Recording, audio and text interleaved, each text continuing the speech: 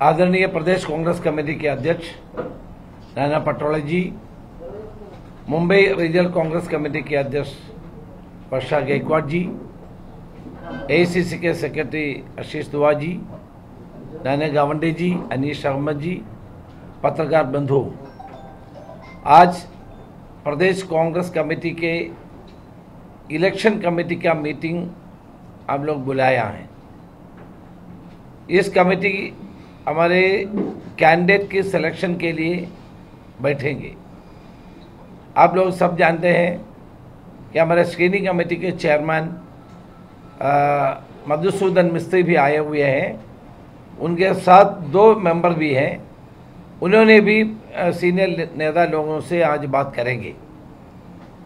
सबसे पहले महाविकास आघाड़ी से के साथ हमारा बातचीत चालू है। 27-28 वो हमारा सीट डिवीज़न पूरा हो जाएगा। इसके पहले हमने अपने कैंडिडेट्स के बारे में छानबीन करने का और पैनल सब बनाने का ये काम आज हमने हमारे इलेक्शन कमेटी ने तय करेंगे। इसलिए आज ये मीटिंग बुलाया है। महाविकास आघाड़ी में जो पार्टियां हैं उनसे हमारे निरंतर वार्तालाप कर रहे हैं। फॉर्मल सिटिंग 27-28 को होगा और एक साथ हम लोग चुनाव लड़ेंगे। इस बार सबसे ज़्यादा सीट लेकर के आएंगे, ये हमने डिसाइड किया है। आप लोग जानते हैं कि 2 दिन के शिविर प्रदेश कांग्रेस कमेटी ने आयोजित किया लोनावाला में, और शिविर अच्छा था। हमारे सारे संगठन के बारे में उधर बात हुआ। संगठन के जो भी कमियां हैं उसको दूर करने के लिए सारे डिसीजन लिया। प्रदेश कांग्रेस कमेटी के अध्यक्ष के नेतृत्व में अच्छा से अच्छा हमारा काम चल रहे हैं और आने वाले दिनों में सारे लोग मिल करके चुनाव लड़ेंगे। पार्टी एक होके काम करने का, यूनिटी के साथ काम करने का तय क्या में हुआ था। और मुंबई प्रदेश कांग्रेस कमेटी का, मुंबई रीजनल कांग्रेस कमेटी का भी कैंप का आयोजित हम लोग कर रहे हैं।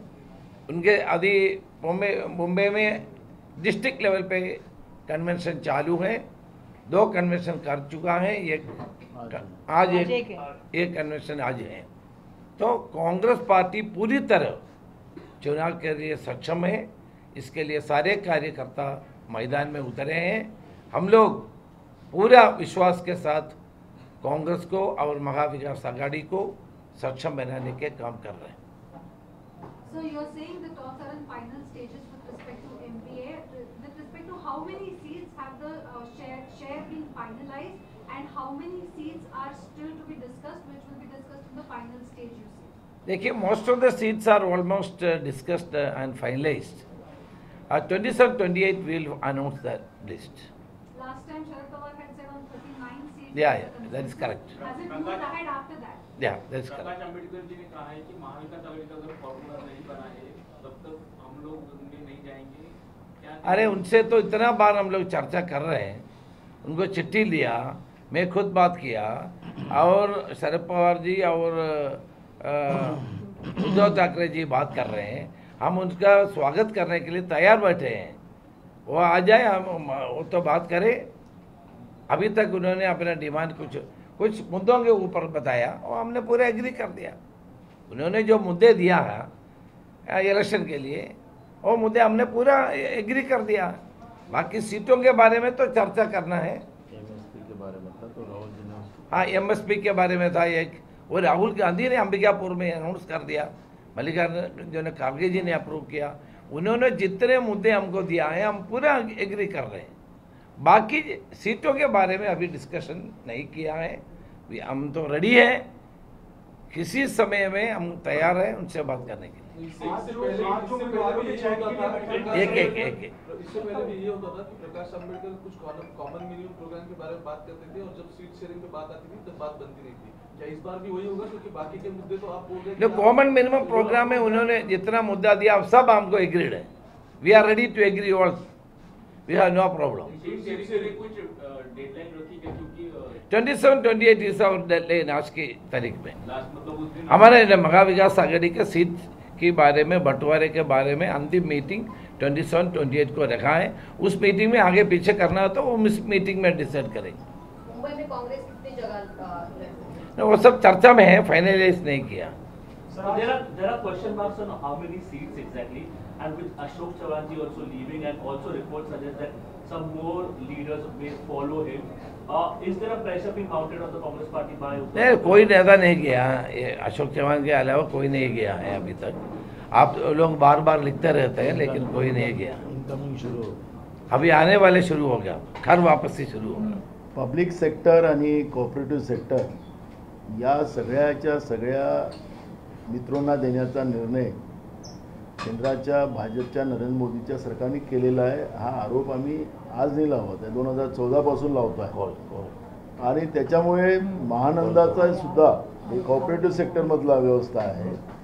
शेतकऱ्यांच्या दुधाला प्रॉपर भाव मिळावा या उद्देशाने या व्यवस्थेला सरकारने उभं केलं होतं। त्याला पब्लिक मनी लागलेला आहे, पैसा लागलेला आहे, लोकांचा पैसा लागलेला आहे। पण या सगळ्या व्यवस्थाच आता अदानीला देण्याचा त्यांनी निर्णय केलेला आहे। आणि शेतकरी हा त्यांचा एक नंबरचा दुश्मन आहे बीजेपीचा। हे 10 वर्षाच्या या सरकारमध्ये आपल्याला स्पष्ट झालेलं आहे। आज दिल्लीमधली आपण परिस्थिती पाहतोय की शेतकऱ्यांना दिल्लीला येऊ नये त्याच्या खिळे काढले गेलेले आहेत, त्यांच्यावर लाठीमार केला जातोय, त्यांना प्लास्टिकच्या गोळ्या मारल्या जातात आहेत, अश्रुधुराच्या कांड्या सोडल्या जातात आहेत, छर्रे मारले जातात आहेत, तरी शेतकरी बागत नाही आहे। शेतकरी दिल्लीच्या सीमेवर येऊन पोहोचलेले आहेत। आणि एकीकडे ज्या 2014 मध्ये यवतमाळमध्ये नरेंद्र मोदींनी घोषणा केली होती की माझं सरकार आलं तर पहिली सही शेतकऱ्यांच्या कर्जमाफीवर मी करेल, अशा पद्धतीने त्या यवतमाळमध्येच घोषणा केली होती। स्वामीनाथन समितीची शिफारस लागू करेल असं सांगितलं होतं। आज आपण पाहतोय की स्वामीनाथन समितीचा जो रिपोर्ट होता तो वेबसाईटवरून काढून टाकला। आता पुन्हा काय घोषणा द्यायला येतात 28 तारखेला मला माहिती नाही, पण आता महाराष्ट्रातलंच नव्हे तर देशातला शेतकरी जागा झालेला आहे। आणि भाजपला त्यांची जागा दाखवल्याशिवाय आता शेतकरी शांत बसणार नाही। इतक्या शेतकऱ्यांच्या आत्महत्या ज्या भाजपच्या काळात ज्या झालेल्या आहेत देशातल्या केंद्रातल्या सरकार आणि राज्यातल्या सरकारमुळे, त्याचा बदला शेतकरी यावेळेस घेणार।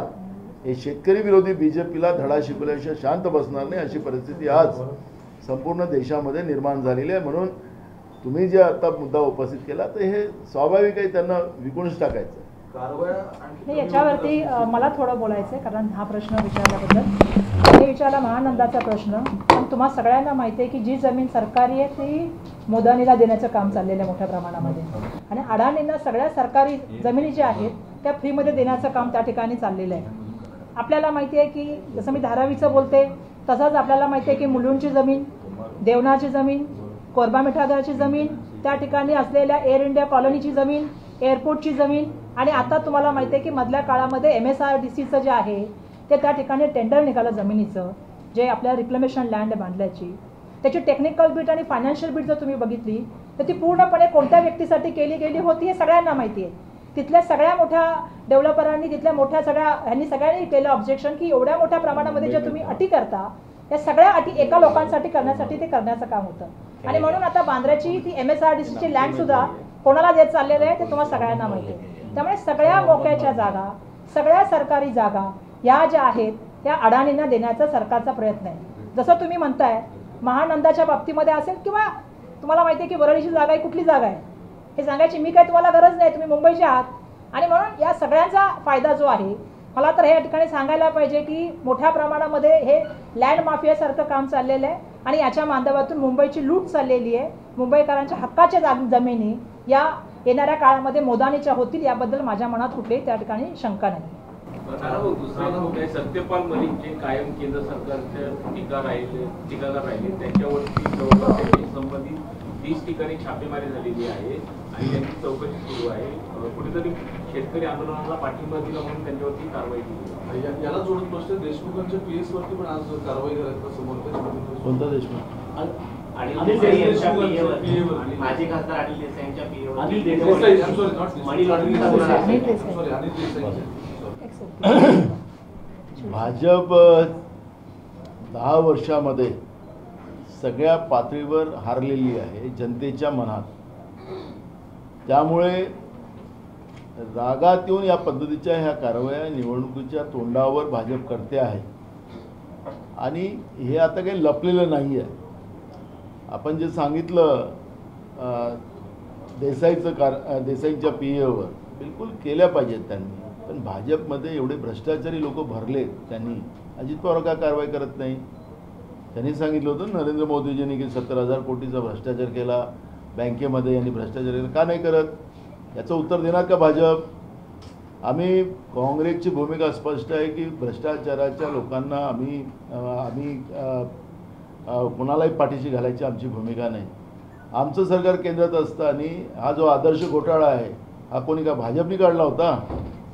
जिथं आमच्या पक्षाचाही असेल तरी त्यांनी गडबड केली असेल तर त्याच्यावर कारवाई व्हावी ही भूमिका काँग्रेस पक्षाने केली. त्याला पुरावा आहे म्हणून मुद्दाम आदर्शचा उल्लेख केला.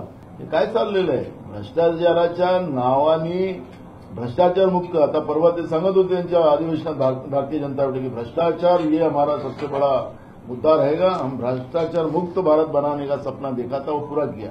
कशाचा केला? भ्रष्टाचारी लोक सगळे आतमध्ये टाकली, आपल्या पक्षामध्ये घेतली. 165 खासदार हे जे आता आहे 303 खासदारापैकी 165 खासदार हे दुसऱ्या पक्षातले आहेत आणि त्याच्यातले 67 खासदार हे काँग्रेसचे आहेत, जे भाजपमध्ये आहेत ते आता. आणि त्याच्यामधले किती भ्रष्टाचारी आहेत त्यांना सुरक्षा देण्यासाठी तुम्ही घेऊन जाता? तुम्हाला काय बोलण्याचा अधिकार आहे? त्याच्यामुळे ही ज्या निवडणुकीच्या तोंडावर अशा पद्धतीचं, आणि तुम्हाला माहितीसाठी सांगतो, एअर इंडियाचा MRO जो नागपूरमध्ये होता तो नागपूरचा MRO उचलून कर्नाटकमध्ये पाठवला. आता गडकरीची लावली वाट, तो मुद्दा येणार आहे. गडकरी सारखा काय म्हणतात त्याला सक्षम नेतृत्व वगैरे वगैरे, तर हे कुठे गेलं? आता कुठे गेलं सक्षम नेतृत्व? आलेल्या योजना नागपूरमधल्या त्या योजना त्यांच्या डोळ्यात, केंद्रात मंत्री आहेत ते, त्यांच्या समोर त्या योजना दुसऱ्या राज्यात चालल्यात. नागपूरचं योजना गुजरातमध्ये गेल्यात मागच्या काळात. काय चाललं काय महाराष्ट्राला? आणि म्हणून मी तुम्हाला सांगतो की हे सगळ्या कारवाया वगैरे याला दुर्लक्षित करा तुम्ही पण. म्हणजे भ्रष्टाचारी व्यवस्था जी भाजपने उभी केलेली आहे, भ्रष्टाचाराच्या पाठीशी भाजप उभी आहे, हे आता लपलेलं नाही आहे. एक दुसरा मुद्दा आहे की फडणवीस म्हणाले की मोदींची 10 वर्षाची आहे ट्रेलर आहे, त्यातून पिक्चर बाकी आहे, विकायचं थोडंसं बाकी आहे असं म्हणणं. ट्रेलर झालेलं आहे, पिक्चर आता फक्त विकायचं थोडंसं बाकी राहिलेलं आहे हे म्हणायचं असेल फडणवीसांना. देश विकून झालेला थोडासा राहिलेला आहे असं म्हणायचं असेल त्यांना, तुम्ही ऐकलं चुकीचं असेल. चला, थँक्यू. Okay, thank you.